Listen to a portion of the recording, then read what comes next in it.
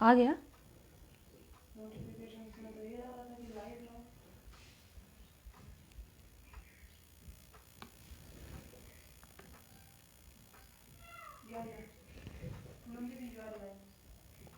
Live दिख रहा है? ओके, एक बार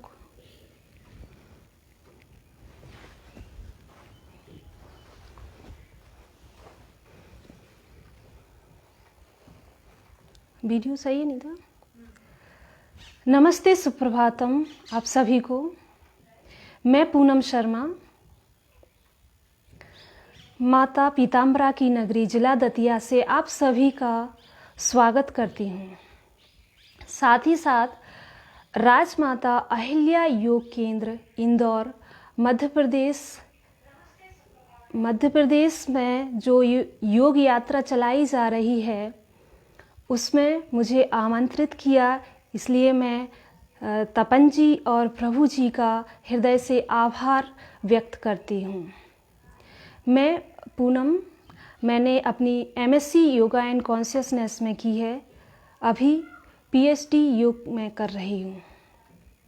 आज मैं आप सभी के साथ एक विषय को लेकर आई हूँ, मधुमेह के लिए योग। जैसे कि हम जानते हैं भारत में अभी भी बहुत ज़्यादा बीमारियां हैं और उनमें से जो डायबिटीज़ मधुमेह है, वो शुगर की बीमारी मधुमेह, वह बहुत हाई लेवल पर पहुंच चुकी है।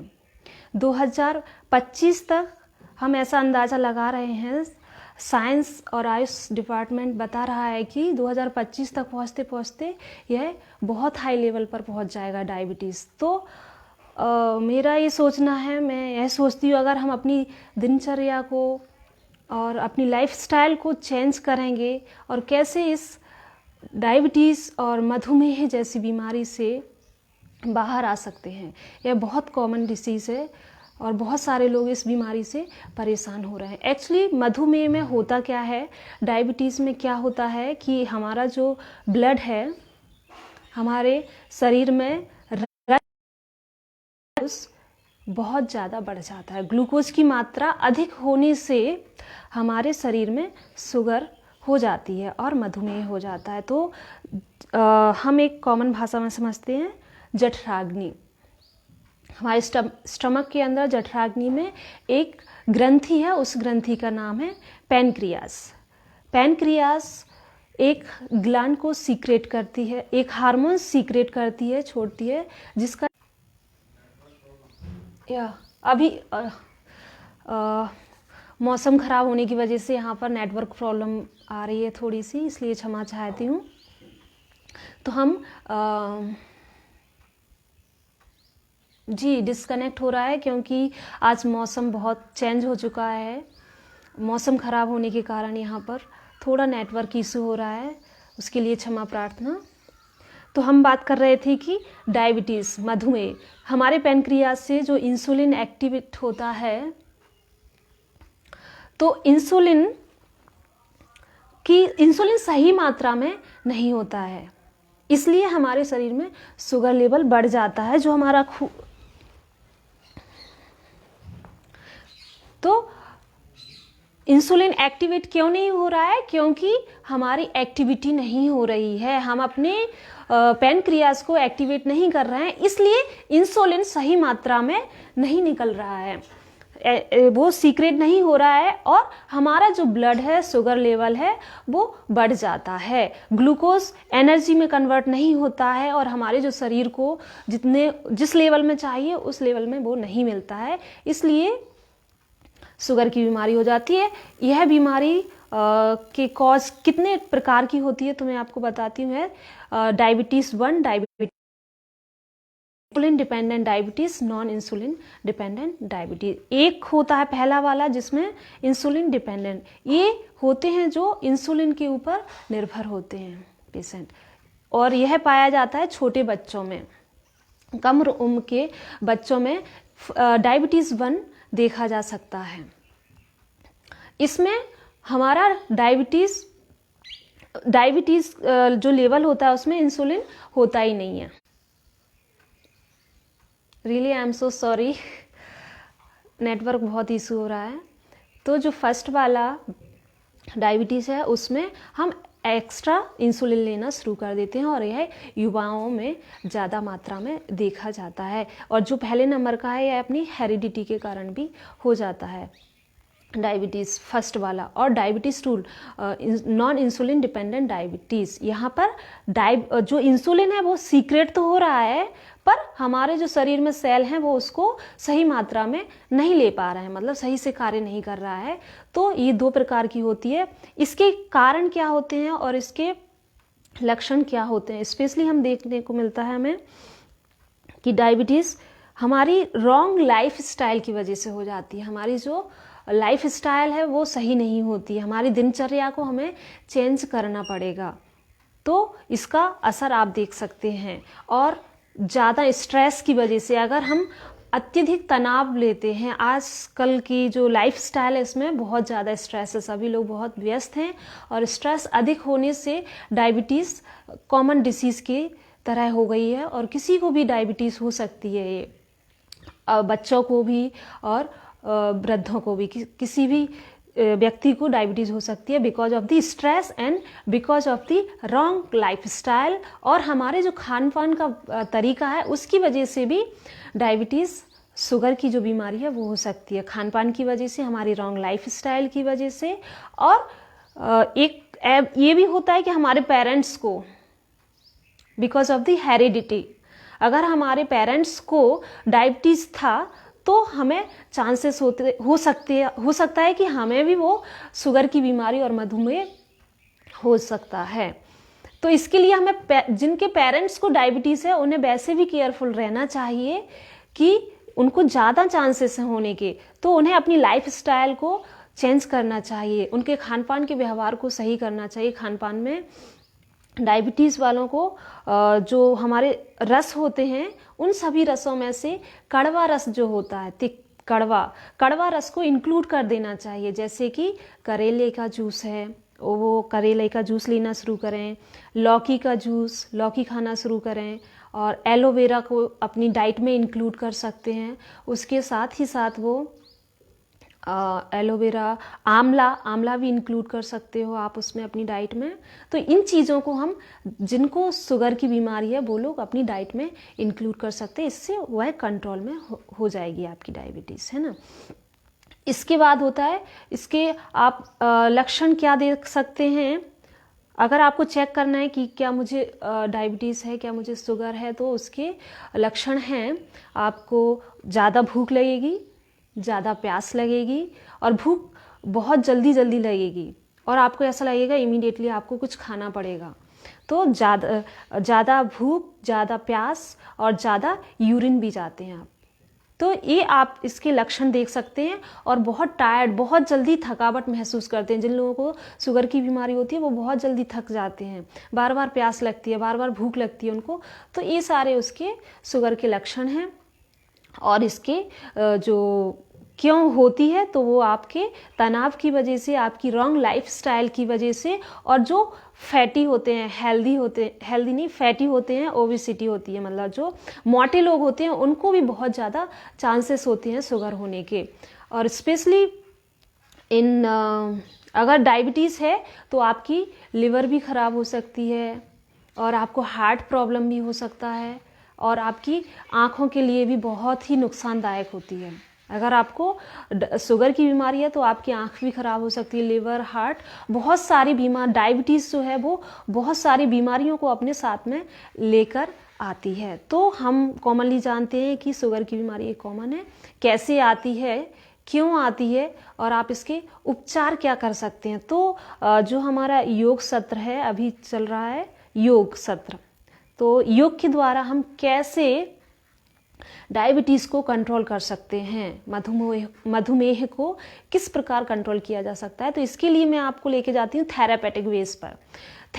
थेरेपी के द्वारा आप मधुमेह को कंट्रोल कर सकते हैं। तो वो थेरापेटिक वेज में इस प्रकार है: अन्नमय कोश, प्राणमय, मनोमय, विज्ञानमय एंड आनंदमय कोश। ये 5 कोश को आप इंक्लूड कर सकते हैं। आप थेरेपी में 5 प्रकार से थेरेपी दे सकते हो आप, ओके।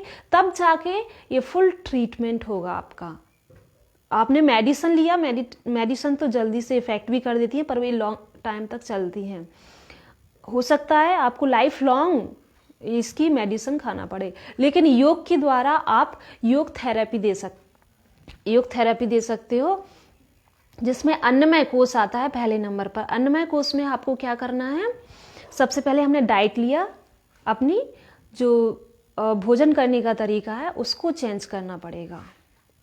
आपको कड़वे जूस, फ्रूट्स को इंक्लूड करना पड़ेगा अपने भोजन में। फ्रूट्स लीजिए, कड़वे जूस लीजिए और लौकी खाइए, ये सारी चीज़ों को, फ्रेश वेजिटेबल्स खाएंगे आप, ये सारी चीज़ें आप अपने फूड में इंक्लूड करेंगे। अच्छा खाना खाएंगे, जंक फूड नहीं खाएंगे, बाहर का फूड नहीं खाएंगे, और जो एक्स्ट्रा शुगर होती है वो आप नहीं खाएंगे बाहर से, ऑयली फूड नहीं खाएंगे, फास्ट फूड नहीं खाएंगे, ये सारी चीज़ों को स्टॉप करेंगे। फ्रेश वेजिटेबल्स खाएंगे और हरी भरी साग सब्जी, फ्रूट्स, ये सारी चीज़ों को आप अपनी डाइट में इंक्लूड कर सकते हैं। इसके बाद आता है, डाइट के बाद है क्रिया।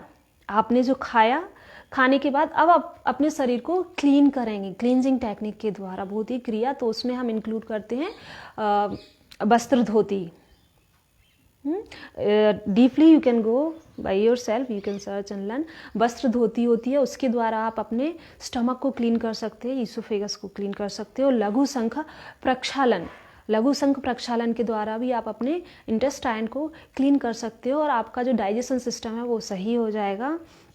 तो थ्रू और नेति क्रिया, और जो हमारी नौली होती है अग्निसार क्रिया, ये कुछ 3-4 क्रिया हैं जिनका आप अभ्यास करोगे और उनका इफेक्ट आपके बॉडी पर पड़ेगा और आपका जो पैनक्रियास है वो सही से काम करना शुरू करेगा और इंसुलिन को प्रॉपर मात्रा में सीक्रेट करेगा, जिससे आपका ब्लड में जो शुगर लेवल है वो प्रॉपर हो जाता है। तो क्रिया बहुत ज़्यादा इम्पोर्टेंट है। So we have to focus on our diet. हम अपने भोजन पर ध्यान रखें, खान पान पर। उसके बाद हम कुछ क्रियाओं को अपनी दिनचर्या में लाएंगे। सेकंड स्टेप, हमें कुछ क्लींजिंग टेक्निक करना पड़ेंगे अपने पैनक्रियास को एक्टिवेट करने के लिए। अग्निसार क्रिया और कपालभाति को भी हम इसमें इंक्लूड कर सकते हैं। इसके बाद आ जाते हैं आसन। सेकंड है आसन। आसनाएं बहुत सारे आप लोग ऑलरेडी जानते हैं। यहाँ पे मैंने एक प्रोटोकॉल तैयार किया है आसनाओं को, जिन आसनाओं को आप अभ्यास कर सकते हो और अपनी स्पेशली फॉर डायबिटीज़ के लिए उस प्रोटोकॉल को फॉलो कर सकते हो। उसमें मैंने इंक्लूड किया है सूर्य नमस्कार। सूर्य नमस्कार करने के बाद आप सिटिंग पोजीशन में आएंगे। सिटिंग पोजीशन में आप चक्की चालन का अभ्यास कर सकते हैं। चक्की चालन करने के बाद हम पश्चिमोत्तानासन करेंगे। पश्चिमोत्तानासन करने के बाद आप अर्धमत्स्येंद्रासन और वक्रासन का अभ्यास करेंगे। वक्रासन करने के बाद आप वज्रासन की स्थिति में आएंगे। उसमें आप मंडूकासन करेंगे। मंडूकासन करने के बाद आप शशांक आसन कीजिए। शशांक आसन करने के बाद शशांक आसन करेंगे। उसके बाद आप जाएंगे अपने पेट के बल लेटने वाली आसनाओं को करेंगे। पेट के बल लेटेंगे और आप कुछ आसनाओं को वहाँ पर अभ्यास करेंगे। भुजंगासन। भुजंगासन करने के बाद आप अपने पीठ के बल लेटेंगे और पवन मुक्तासन क्रिया को पीठ के बल लेट कर करेंगे। तो ये जो प्रोटोकॉल है डायबिटीज़ के लिए, मधुमेह के लिए, इस प्रकार से आप कुछ 4-5 आसनाएं हैं जिनको आप दिन एवरीडे अपने रूटीन में लाएं। प्रतिदिन सुबह और शाम इसका अभ्यास करें। तो इस प्रकार से हम डाइट फॉलो करेंगे। उसके बाद हम क्रिया करेंगे। क्रिया करने के बाद हम इन आसनाओं को अपनी दिनचर्या में लाएंगे, प्रतिदिन उनका अभ्यास करेंगे। तो ये हुआ हमारा आसना सेशन। सो इन अन्नमय कोश हमने इन 3 चीज़ों को फोकस करना है। इसके बाद आएंगे प्राणमय कोश, जो सेकंड लेवल का है, वो थेरापेटिक वेज में प्राणमय कोश पे जाता है। तो प्राणमय कोश में हम इंक्लूड करेंगे प्राणायाम को। तो इसमें मधुमेह के लिए जो स्पेशली प्राणायाम हैं, वो कौन कौन से प्राणायाम हैं? वो है कपालभाति प्राणायाम। कपालभाति करते हैं जब हम, तो उस समय पे हम अपनी अग्नि को हीट करते हैं। यहाँ पर कपालभाति वैसे भी हीटिंग हीटिंग प्रैक्टिस के अंदर आता है। इसको हम क्लींजिंग टेक्निक भी बोलते हैं कपालभाति को। इससे आपका डाइजेशन प्रॉपरली होता है, आपका जो स्टमक का फैट है वो भी कम होता है, और आपका पैनक्रियास है वो सही मात्रा में सही तरीके से कार्य करना शुरू कर देता है। Pancreas. Okay, so kapalbhati heating practice हम करेंगे इसका अभ्यास। So you have to include kapalbhati in your chart. Kapalbhati करने के बाद हम उज्जयी प्राणायाम का भी अभ्यास करेंगे। उससे उज्जयी प्राणायाम से हमारे जो ईसोफेगस है वो क्लीन होता है, और ग्लूकोज जो ब्लड सर्कुलेशन है वो सही से होने लगता है, ब्लड में ग्लूकोज की मात्रा भी सही हो जाती है। सो हम उज्जयी प्राणायाम करेंगे। उज्जयी प्राणायाम करने के बाद नाड़ी शोधन प्राणायाम आप इंक्लूड कर सकते हो। नाड़ी शोधन के बाद आप भ्रामरी प्राणायाम को अपने प्रैक्टिस में इंक्लूड करें। सो ये रहा हमारा प्राणमय कोष के लिए। आप कौन कौन से प्राणायाम को अपनी दिनचर्या में ले सकते हैं, इसको आप इंक्लूड कर सकते हो अपने प्राणायाम में, प्राणमय। इसके बाद आप कुछ बंध को लगा सकते हैं। बंध के लिए उद्यान बंध एक बहुत ही अच्छा हमारे 3 बंध होते हैं। उन 3 बंधों में उद्यान बंध है जो हमारे डायबिटीज़ के लिए, हमारे शुगर और मधुमेह के लिए बहुत ही लाभदायक है। तो आप उद्यान बंध को इसमें इंक्लूड कीजिए। प्राणायाम करेंगे, प्राणायाम करने के बाद उद्यान बंध।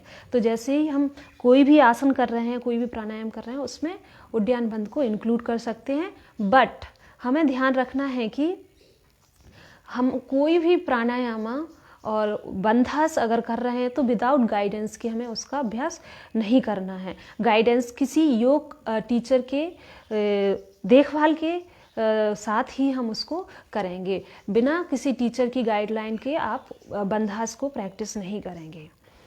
ये हुआ। इसके बाद आप कुछ मेडिटेशन को इंक्लूड कर सकते हैं। तो अन्नमय, प्राणमय, मनोमय कोष आया, उसमें आप ध्यान कीजिए, मेडिटेशन कीजिए, तो वो आपके स्ट्रेस लेवल को कम करेगा। स्ट्रेस लेवल कम होगा, आपका तनाव कम होगा, तो ऑटोमेटिकली आपके शरीर में जो भी ग्लैंड्स हैं और जो भी सिस्टम है वो नॉर्मल हो जाते हैं। तो उसके नॉर्मल होने से, स्ट्रेस लेवल कम होने से, तनाव कम होने से ऑलरेडी आपकी हाफ डिसीज़ कम हो जाती हैं, आपकी बीमारियां हट जाती हैं, बीमारियां कम हो जाती हैं अगर आपका तनाव स्ट्रेस फ्री हैं अगर आप। तो इसलिए हमें कुछ ध्यान करना चाहिए, मेडिटेशन करना चाहिए, और उसके साथ ही साथ आफ्टर दैट अन्नमय, प्राणमय, मनोमय, विज्ञानमय, इंटेलेक्चुअल लेवल हमें कुछ आध्यात्मिक पुस्तकों का अध्ययन करना चाहिए, नॉलेजेबल बुक्स पढ़ना चाहिए। यहाँ आनंदमय और ब्लिसफुल, आनंद की स्थिति में हमें हमेशा ही रहना चाहिए। स्ट्रेस फ्री रहेंगे आप, रिलैक्स्ड करेंगे, सभी के साथ प्रेम भाव से रहेंगे, सद्भाव से रहेंगे। तो हमें अपनी दिनचर्या को इस प्रकार लेना है, थेरापेटिक वेज में लेकर जाना है।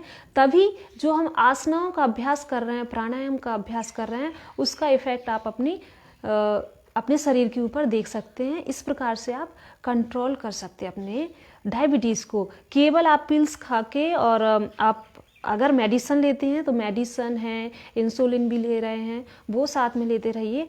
पर अगर आप जब योग का अभ्यास कर रहे हैं तो आप उसमें इंक्लूड कीजिए आपकी डाइट को। आपके खान पान का बहुत महत्व है यहाँ पर डायबिटीज़ की बीमारी में। तो आपका खान पान अच्छा होना चाहिए, और फिर आपको क्लींजिंग टेक्निक, अपनी क्रिया पर ध्यान देना चाहिए। क्रिया करने के बाद आपका प्राणायाम बहुत अच्छे से होना चाहिए। आप स्ट्रेस फ्री रहें, आप भजन सुनें, और मंत्रा चैंटिंग, मंत्रा पढ़ें, मंत्रों का उच्चारण करें, और आध्यात्मिक पुस्तकों का अध्ययन करें, और साथ ही साथ अपने मन को शांत रखें, सभी से सद्भाव का व्यवहार करें। तो इस प्रकार से हम इस पंचकोशा कॉन्सेप्ट को अपनी लाइफ में लेकर आएंगे, और अपने जो मधुमेह की बीमारी है उसको कंट्रोल कर सकते हैं इस प्रकार से। तो आइए अब हम कुछ प्रैक्टिकल सेशन देखते हैं। प्रैक्टिकली कुछ आसनों का अभ्यास करेंगे जो मैंने प्रोटोकॉल आपको बताया है। उसके अंतर्गत अगर आप सभी लोग रेडी हैं तो आप भी मेरे साथ उसका अभ्यास कर सकते हैं। सो आई विल स्टार्ट।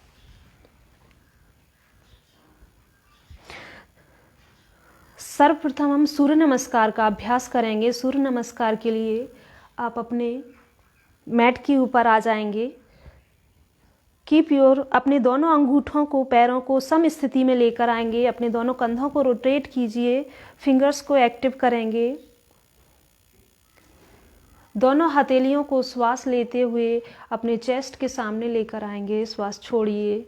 यहाँ पर सूर्य मंत्र का उच्चारण करेंगे, जिससे हम अपने आपको एनर्जेटिक बनाएंगे। मंत्रों के उच्चारण से अपने शरीर को हील करेंगे।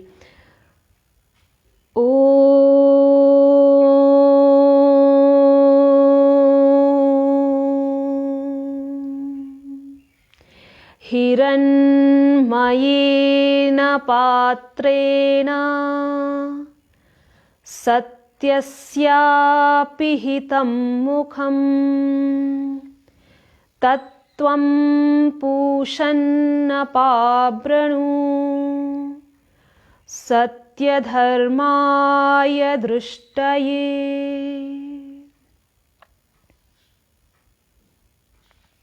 श्वास लेते हुए हम अपने दोनों हाथों को ऊपर की तरफ लेकर जाएंगे। हाथों को ऊपर लेकर जाइए, पीछे की तरफ। Very good.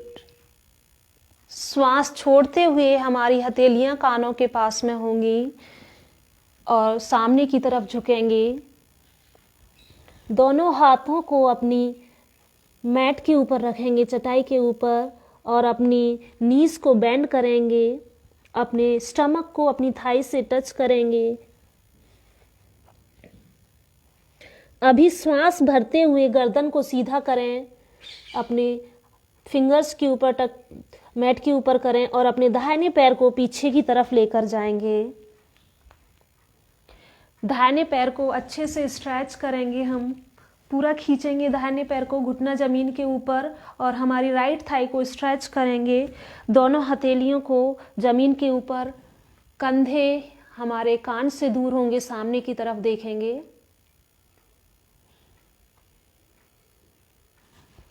और हमारा जो स्ट्रेचिंग है उसको हम यहाँ पर भी फील करेंगे अपने पैनक्रियास को एक्टिवेट करने के लिए। अभी राइट लेग को स्ट्रेच कीजिए, लेफ्ट लेग को पीछे लेकर जाएंगे। पूरे शरीर को एक स्थिति में लेकर आएंगे, दंडासन की स्थिति में। धीरे से श्वास छोड़ते हुए अपने घुटनों को जमीन पर रखेंगे, अपनी चेस्ट, छाती को जमीन पर लगाएंगे, अपनी ठोड़ी को जमीन पर लगाएंगे। श्वास भरते हुए अपने आप सामने से ऊपर की तरफ जाएंगे। दोनों पैरों को एक साथ जोड़ के रखेंगे। अपने कंधों को कानों से दूर रखेंगे। अभी अपने पैर के अंगूठों को टक कीजिए, घुटनों को ऊपर उठाएंगे और पर्वतासन की स्थिति में आ जाएंगे। पर्वतासन में अपने दोनों हाथों को रोटेट कीजिए, अपनी पाम्स को मैट के ऊपर प्रेस करेंगे। घुटने थोड़े से बेंड कर सकते हैं।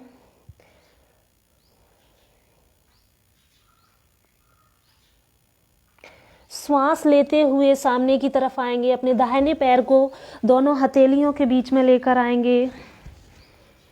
बाएं पैर को अगर चाहिए तो स्ट्रेच करेंगे, सामने की तरफ देखेंगे।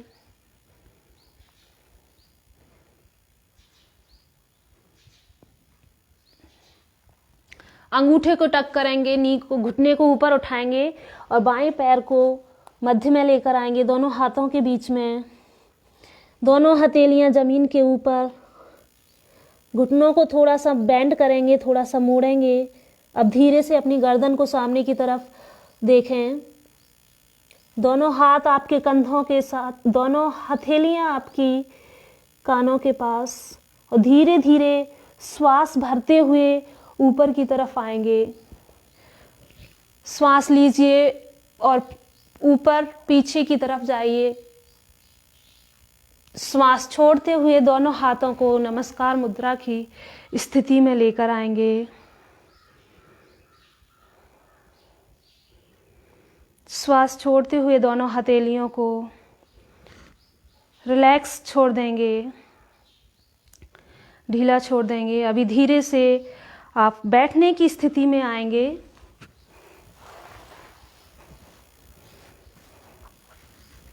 तो अभी हम जो बैठने वाले आसन हैं डायबिटीज़ में बहुत ही लाभदायक हैं, उन आसनाओं का अभ्यास करेंगे जिससे आपका पैनक्रियास एक्टिवेट हो रहा है, आपकी जठराग्नि भी बढ़ रही है। तो इसमें हम पश्चिमोत्तानासन को इंक्लूड करेंगे। पश्चिमोत्तानासन, दोनों हाथों को ऊपर की तरफ लेकर जाएंगे, अपने दोनों पैरों को स्ट्रेच कीजिए, अपने नितंबों को जमीन के ऊपर प्रेस करेंगे। Very good. अब श्वास छोड़ते हुए हमारी गर्दन और हमारे हाथ एक साथ सामने की तरफ आएंगे। बहुत अच्छे, इसी प्रकार आपको करना है, श्वास छोड़ते हुए सामने की तरफ जाना है। Very good. आप जहां तक पहुंच सकते हैं आप वहीं तक जाएंगे, जितना आप बेंड कर सकते हो उतना बेंड करेंगे। यहाँ पर ज़्यादा स्ट्रेच करने की ज़रूरत नहीं है। अगर आप इस प्रकार भी कर सकते हैं तो आप यहाँ तक जाके इसका अभ्यास कीजिए। यहाँ पर आप अपने दोनों घुटनों को थोड़ा सा मोड़ सकते हैं, दोनों हाथ सीधे रहेंगे और आपकी पीठ सीधी रहेगी। आप सामने की तरफ फोकस करेंगे, सामने की तरफ देखेंगे। पर आसन का नाम है पश्चिमोत्तानासन। इस आसन का अभ्यास करने से आपके पेट की जठराग्नि उत्तेजित होती है और आपका शुगर की बीमारी के लिए पश्चिमोत्तानासन को बहुत ही लाभदायक माना गया है, क्योंकि यह हमारे पैनक्रियास को एक्टिवेट कर रहा है और जठराग्नि को उत्तेजित कर रहा है। इससे आपका जितने भी पेट से रिलेटेड बीमारियां हैं वह लाभदायक हैं, उसके लिए लाभदायक है। Very good. अगर आप और नीचे जा सकते हैं तो और नीचे जाएंगे। Very good. अब एक साथ अपनी हथेलियों को अपने कंधों को कानों के पास लेकर श्वास भरते हुए ऊपर की तरफ आएंगे। श्वास छोड़ते हुए दोनों हथेलियों को बगल में रख देंगे। अभी अपने दाहिने पैर को मोड़ें। हम वक्रासन का अभ्यास करेंगे। वक्रासन करने के लिए अपने दाहिने हाथ को पीछे की तरफ रखेंगे। श्वास भरते हुए हम अपने बाएं हाथ को ऊपर लेकर जाएंगे। धीरे से अपने बाईं कलाई एल्बो को, कोहनी को दाहिने घुटने के पास लगाएंगे और दाहिना हाथ पीछे की तरफ रहेगा। यहाँ पर हम अपने एल्बो को प्रेस कर रहे हैं, इसको प्रेस करेंगे। एल्बो और घुटने को आपस में एक दूसरे से प्रेस कर रहे हैं और यहाँ पर स्पेशली फोकस करना है कि हमारा जो स्टमक है ट्विस्ट हो रहा है यहाँ पर। ओके, स्टमक ट्विस्ट होने से हमारा जो प्रेशर है वो पैनक्रियास के ऊपर पड़ रहा है और वो एक्टिवेट हो रही है। और वहाँ जब वो एक्टिवेट होगी तो ऑटोमेटिकली उससे इंसुलिन सही मात्रा में निकलेगा। तो हम अपनी पैनक्रियास को एक्टिवेट करेंगे इस आसन के द्वारा, वक्रासन से। यहाँ पर हमें ध्यान रखना है, अपनी स्टमक को हम ट्विस्ट कर रहे हैं। Very good. और यह स्पाइन को भी स्ट्रेट कर रहा है। साथ ही साथ हमारी जो ब्रीदिंग प्रोसेस है वह सही तरीके से होना चाहिए। श्वास प्रश्वास लेने का तरीका भी हमारा सही होना चाहिए, उसका बहुत ही इफेक्ट पड़ता है। अब श्वास छोड़ते हुए हम अपनी गर्दन को मोड़ेंगे, हाथ को ऊपर की तरफ लेकर जाएंगे। श्वास छोड़ते हुए हाथ नीचे, दाहिने पैर को सीधा करेंगे, बाएं पैर को मोड़ेंगे। अभी बाएं हाथ को पीछे, श्वास लेते हुए दाहिना हाथ ऊपर की तरफ जाएगा। श्वास छोड़ते हुए हम अपनी एल्बो को, राइट एल्बो को और अपने लेफ्ट नी को टच करेंगे, एक दूसरे से प्रेस करेंगे और बाएं हाथ को पीछे की तरफ लेकर जाएंगे। Very good. और यहाँ पर हम अपने एक दूसरे को पुश कर रहे हैं, अपने बेली, अपने स्टमक के ऊपर ध्यान दीजिए। आपकी जठराग्नि उत्तेजित हो रही है, आपका इंसुलिन एक्टिवेट होगा यहाँ पर जब आप इसका अभ्यास करेंगे। और डायबिटीज के लिए ये बहुत ही अच्छा आसन माना गया है। हर दिन प्रतिदिन डायबिटीज पेशेंट को इसका अभ्यास करना चाहिए। गर्दन पीछे होना चाहिए, राइट लेग का टो एक्टिव होना चाहिए। श्वास लेते हुए गर्दन को सीधा करें, हाथ को ऊपर ले जाएंगे, वापस आएंगे। यह हमने वक्रासन का अभ्यास किया। वक्रासन में हम अर्ध मत्स्येंद्रासन और मत्स्येंद्रासन को इंक्लूड भी कर सकते हैं। वक्रासन, अर्ध मत्स्येंद्रासन, मत्स्येंद्रासना, ये तीनों ही आसनाएं डायबिटीज मधुमेह के लिए बहुत ही लाभदायक आसनाएं हैं। अब इसके बाद हम सिटिंग पोस्चरी और आगे की आसनाएं करेंगे जो बैठने वाली आसनाएं हैं। धीरे से अपने दाहिने पैर को मोड़ेंगे, धीरे से अपने बाएं पैर को मोड़ेंगे वज्रासन की स्थिति में हम बैठेंगे। अभी हम मंडूक आसन करने वाले हैं, मंडूक आसन का अभ्यास करेंगे। इसमें आपके जो टोस हैं वो एक दूसरे से टच होते हैं। मंडूक आसन में आपके दोनों अंगूठे एक दूसरे से जुड़ेंगे, आप दोनों हील्स के बीच में बैठेंगे और दोनों हथेलियों को अपने घुटनों के ऊपर रखिए। धीरे से अब हमें क्या करना है, अपने अंगूठों को अंदर ले जाना है और मुट्ठी बंद करना है। मुट्ठियों के इस भाग को हम अपने नेवल जो हमारा मणिपुर चक्र है, मणिपुर चक्र यहाँ पर, उसके बगल में दोनों मुट्ठियों को बना के रखेंगे। आपकी मुट्ठियाँ यहाँ नहीं होना चाहिए और उसके जो नाभि है, नाभि के ऊपर भी नहीं होना है। नाभि के बगल में दोनों मुट्ठियों को लगा के रखेंगे। हम यहाँ पर लंबा गहरा श्वास भरेंगे। श्वास छोड़ते हुए सामने की तरफ जाना है।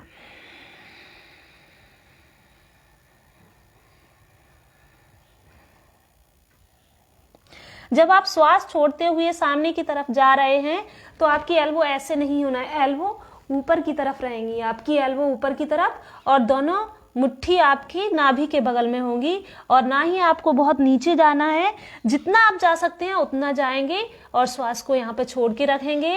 श्वास छोड़ते समय आपका पेट अंदर की तरफ है, सामने की तरफ देखिए। Very good. श्वास लेते हुए वापस आएंगे। एक बार फिर से इसका मंडूक आसन का अभ्यास करेंगे। मंडूक आसन डायबिटीज पेशेंट के लिए रामबाण माना गया है, बहुत ही लाभदायक आसनों में से है, इसलिए इसको हम ध्यान से देखेंगे और अच्छे से प्रैक्टिस करेंगे। लंबा गहरा श्वास भरेंगे, श्वास छोड़ते हुए सामने की तरफ झुकना है।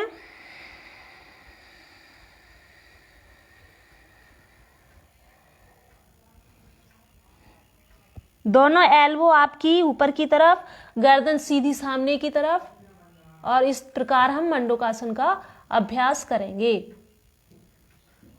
श्वास लेते हुए ऊपर की तरफ आएंगे,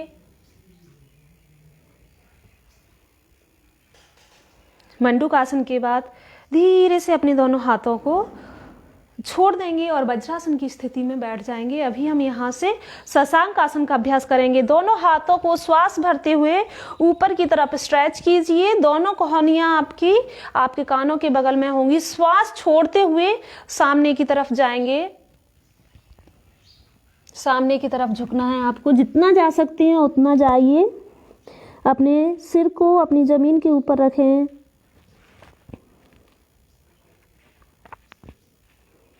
अगर आपको चाहिए तो आप अपने दोनों हाथों को अपने पैरों के बगल में भी रख सकते हैं।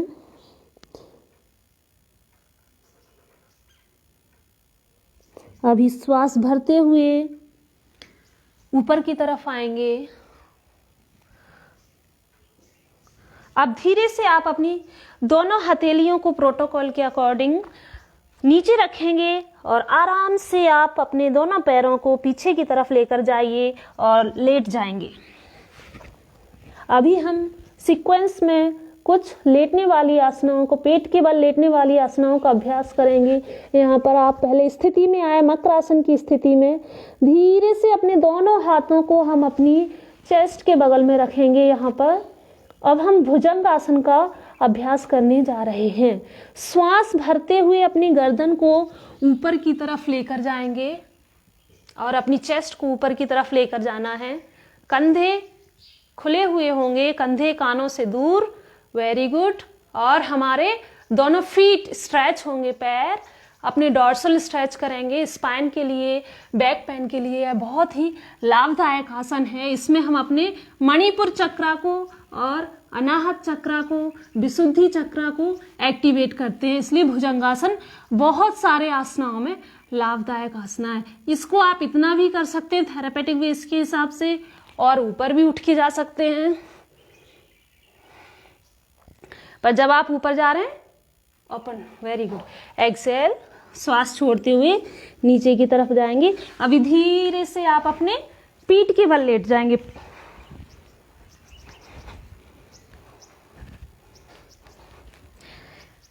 पीठ के बल लेटने वाले आसनाओं में हम पवन मुक्तासन को इंक्लूड करते हैं। पवन मुक्तासन को दाहिने पैर को बेंड करेंगे, दोनों हाथों से अपने राइट लेग को बेंड करेंगे और श्वास लेंगे, पैर को खींचेंगे। श्वास छोड़ते हुए हम अपने दाहिने पैर को अपनी चेस्ट के पास लेकर आएंगे और अपनी चिन को अपने नी से टच करने की कोशिश करेंगे।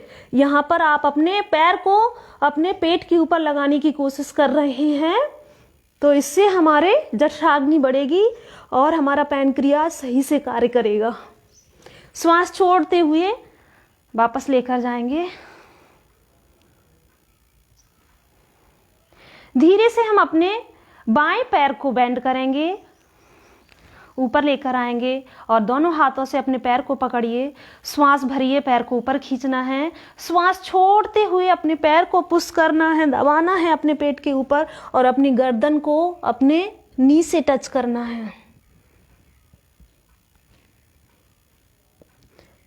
यह पवन मुक्तासन क्रिया बहुत ही लाभदायक है डायबिटीज के पेशेंट के लिए, और जो लोगों को बैक पेन की प्रॉब्लम है, बैक पेन की समस्या वालों को भी यह बहुत लाभदायक है। अभी तो पैर को सीधा करेंगे। इसी को आप पवन मुक्तासन को पहले हमने एक एक लेग के साथ किया, अभी हम दोनों पैरों को एक साथ मोड़कर भी कर सकते हैं। दोनों पैरों को एक साथ जोड़ेंगे, दोनों पैरों को ऊपर की तरफ उठाइए, दोनों हाथों से अपने दोनों पैरों को दबाएंगे और अपनी गर्दन को श्वास छोड़ते हुए ऊपर की तरफ लेकर आएंगे और अपनी चिन को अपने नी से टच करने की कोशिश करेंगे। अगर आप हाथों से नहीं कर पा रहे हैं तो इस प्रकार भी आप कर सकते हैं। अभी गर्दन को नीचे रखेंगे श्वास छोड़ते हुए और अपने दोनों पैरों को स्ट्रेच कीजिए। इसी प्रकार से रहेंगे और अब हम लास्ट आसन करेंगे, नौका आसन। धीरे से, अगर आप पूरे पैर को स्ट्रेच नहीं कर सकते हैं तो आप अपने पैरों को बेंड करेंगे और अपनी पीछे से उठाएंगे। Very good. धीरे से आप अपने पैरों को स्ट्रेच करने की कोशिश करें और ऊपर उठने की कोशिश करेंगे। नौका आसन, यहाँ पर अगर आप पूरा स्ट्रेच नहीं कर सकते सो इतना बेंड करके भी इस आसन में हम रह सकते हैं। नौका आसन, धीरे से वापस आ जाएंगे। तो अभी हमने देखा कि बैठने वाले आसनों में कौन कौन से आसन कर सकते हैं और लेट के, पेट के बल लेटकर कौन से आसन किए जा सकते हैं, पीठ के बल लेटकर कौन कौन से आसनों का अभ्यास किया जा सकता है। तो ये मधुमेह के लिए प्रोटोकॉल के अकॉर्डिंग इन आसनों का अगर आप प्रतिदिन अपनी दिनचर्या में लेकर आते हैं तो ये बहुत ही लाभदायक हैं। अभी हम थोड़ा सा कपालभाति देख लेते हैं, कपालभाति प्राणायाम का अभ्यास कैसे करना है। कपालभाति में आप फोर्सफुल एक्सहेलेशन करते हैं, मतलब आप श्वास को फोर्सफुली छोड़ते हैं। तो हम 1 मिनट के लिए कपालभाति का अभ्यास करेंगे। अपने दाहिने हाथ को अपने पेट के ऊपर रखेंगे, बाएं हाथ को चिन्ह मुद्रा की स्थिति में।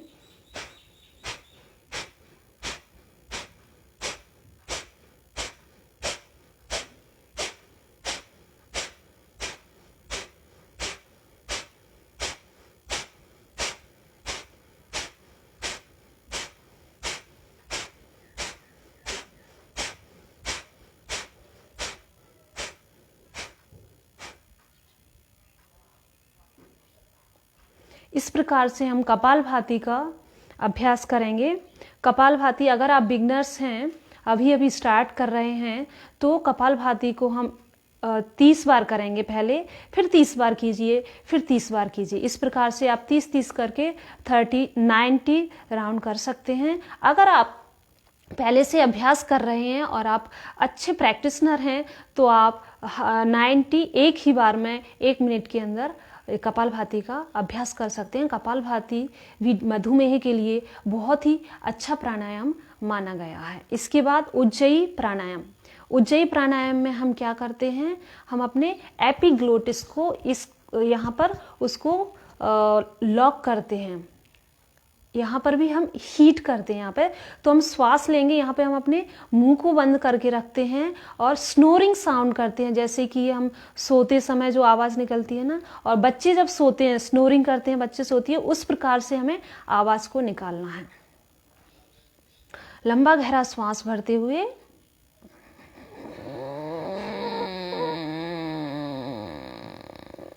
श्वास छोड़ेंगे।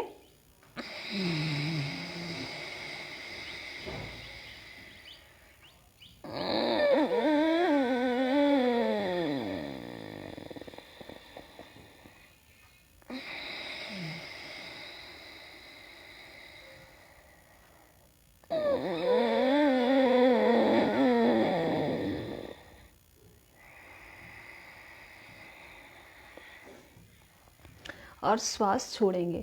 तो इस प्रकार से हम उज्जयी प्राणायाम का अभ्यास करेंगे। 1 मिनट के लिए आप उज्जयी प्राणायाम का अभ्यास कर सकते हैं, उससे भी ज़्यादा अगर आप अच्छे प्रैक्टिशनर्स हैं तो उससे अधिक भी कर सकते हैं। बट हर एक अभ्यास को आप स्टार्टिंग में थोड़ा कम करें, धीरे धीरे उसको आप बढ़ा सकते हैं। कपालभाति करने के बाद उज्जयी प्राणायाम, उज्जयी के बाद आप नाड़ी शोधन प्राणायाम और अनुलोम विलोम प्राणायाम जिसे हम बोलते हैं उसका अभ्यास करते हैं। इसके लिए हम अपनी राइट नॉस्ट्रिल को क्लोज करते हैं, लेफ्ट से श्वास भरते हैं, फिर लेफ्ट को बंद करके राइट से श्वास छोड़ेंगे, श्वास भरेंगे। इस प्रकार से आप सभी जानते हैं अनुलोम विलोम का अभ्यास कैसे किया जाता है, नाड़ी शोधन का अभ्यास कैसे किया जाता है। और लास्ट में हम भ्रामरी प्राणायाम का अभ्यास करके, हमिंग भी साउंड होता है, इस मुद्रा के साथ आप 9 राउंड भ्रामरी प्राणायाम का अभ्यास कर सकते हैं।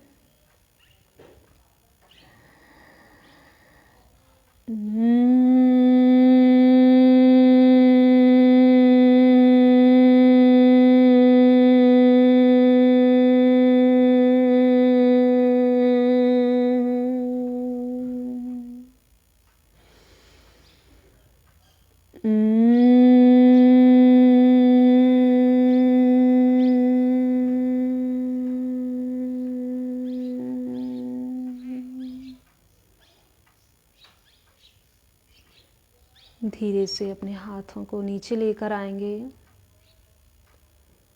और आप अपने प्रैक्टिस को यहीं पर समाप्त कर सकते हैं भ्रामरी प्राणायाम के साथ। तो मैंने जो प्रोटोकॉल तैयार किया था मधुमेह के लिए, किस प्रकार हम योग के द्वारा कंट्रोल कर सकते हैं और मधुमेह के लिए कौन कौन से आसन लाभदायक हैं, कौन कौन से प्राणायाम लाभदायक हैं, उन सभी का हमने यहाँ पर अभ्यास किया। इसी के साथ हम समापन करेंगे। अपने दोनों हथेलियों को नमस्कार मुद्रा में लेकर आएंगे। शांति मंत्र के साथ हम एंड करेंगे।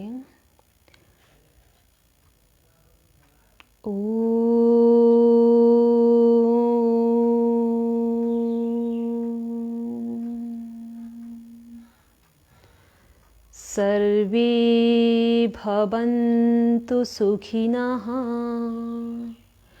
सर्वे सन्तु निरामयाः, सर्वे भद्राणि पश्यन्तु, मा कश्चित् दुःखभाग् भवेत्। ॐ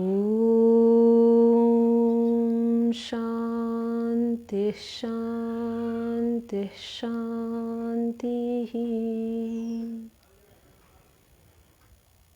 अपनी दोनों हथेलियों को अच्छे से आपस में घर्षण करेंगे। दोनों हथेलियों को अपने चेहरे के ऊपर लगाइए। अपनी पलकों को झपकाते हुए खोलेंगे।